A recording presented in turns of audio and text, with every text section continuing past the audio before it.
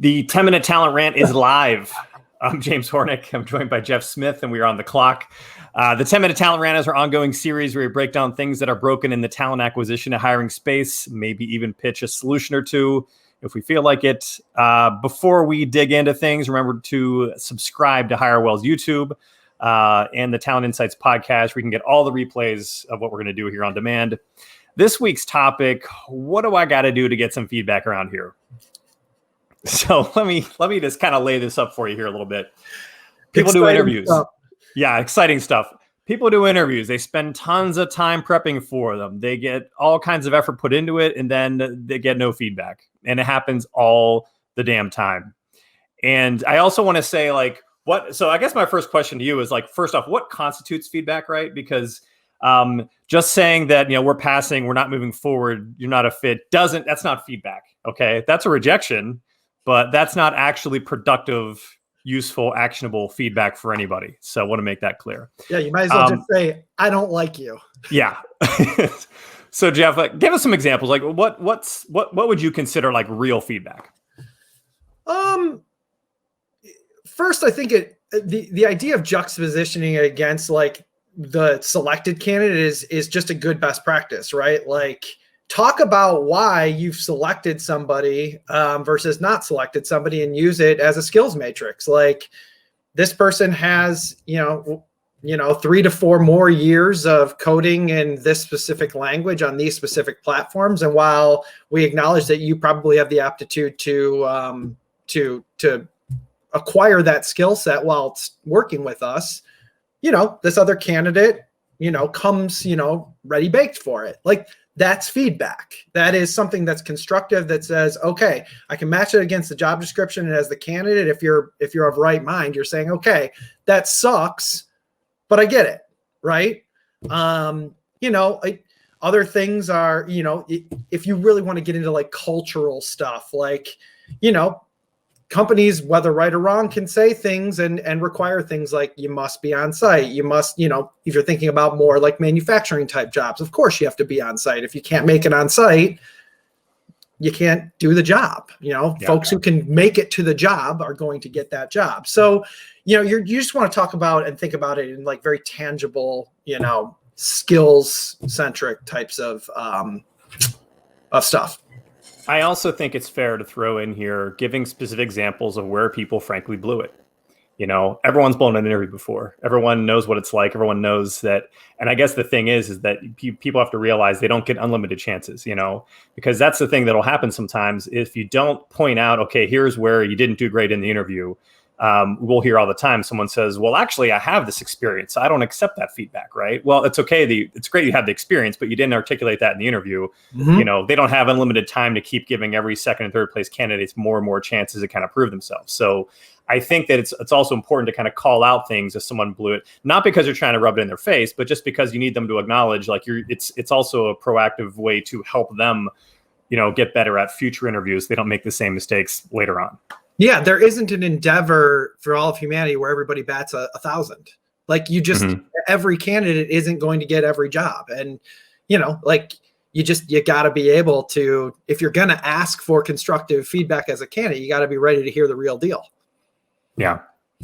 I mean, recruiters just basically don't give feedback, James, because they chicken out, or they feel uncomfortable about doing so, or they actually have no idea because no one at the company has even given them any sort of constructive feedback, which puts them, into that weird middleman situation. More often than not. And this is the thing I think sometimes job seekers don't understand, is that a lot of times when I didn't have feedback to give them, it's because I didn't actually have any feedback to give them. And it's not just third-party firms like us, but internal recruiters are in the same situation. And I guess I want to get to the root cause of this, why this happens. A lot of times interviewers are not held accountable for actual feedback. There's no process there that requires the people who are the hiring managers, the team, whoever's doing whatever part of the interview process, to give specifics at a lot of organizations of what they do and don't like about certain people that interviewed, or what the reason why they made the choice, or what they're saying. It's just they're allowed to get away with saying someone wasn't a fit without actually having to expand further. So if you're not getting that from the person who's actually doing the interviews, it's literally impossible to kind of do any sort of useful feedback loop from there. I would also say beyond that, like a lot of companies, I'm going to say most people out there, people listening to this in general, have never actually been trained in how to interview. And even short of being trained how to interview, aren't given expectations in terms of what they should be interviewing for.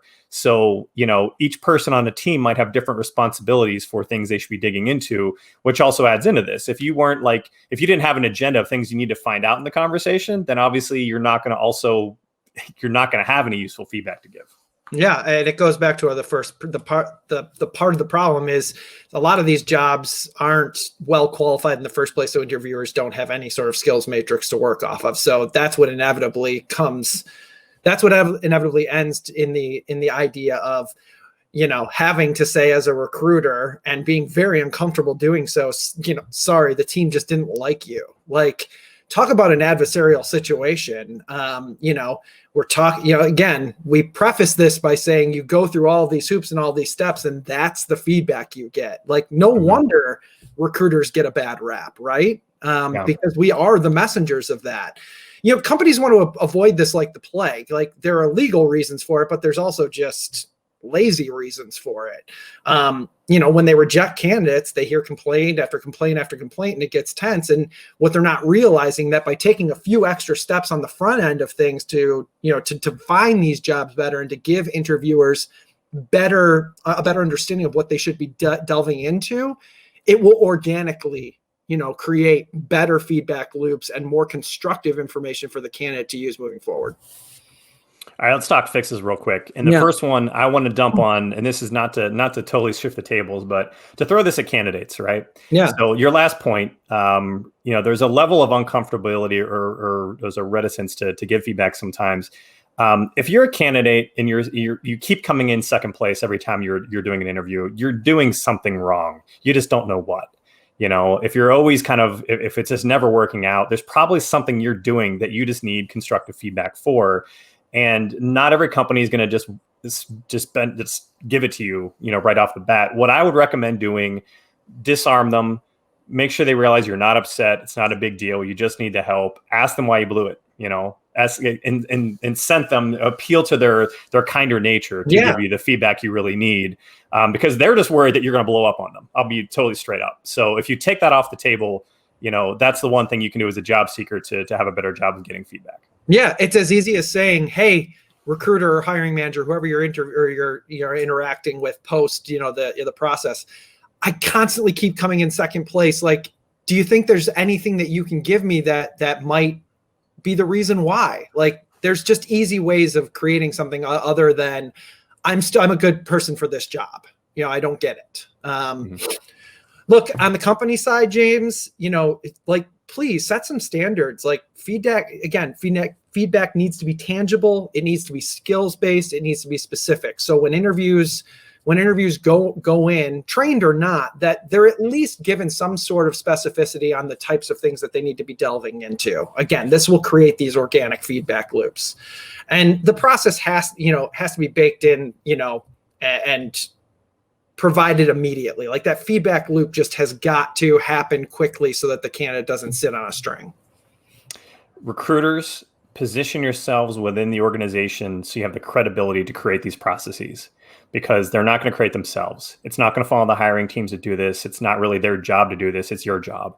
And the only way to do that is to carry yourself in a way that you have the authority to kind of make these recommendations and put these processes in place. Yeah, deliver the message to your internal stakeholders. Like, I get it. I hate it. It sucks. It sucks even worse on the external side. But like, the worst part of this job is telling people no.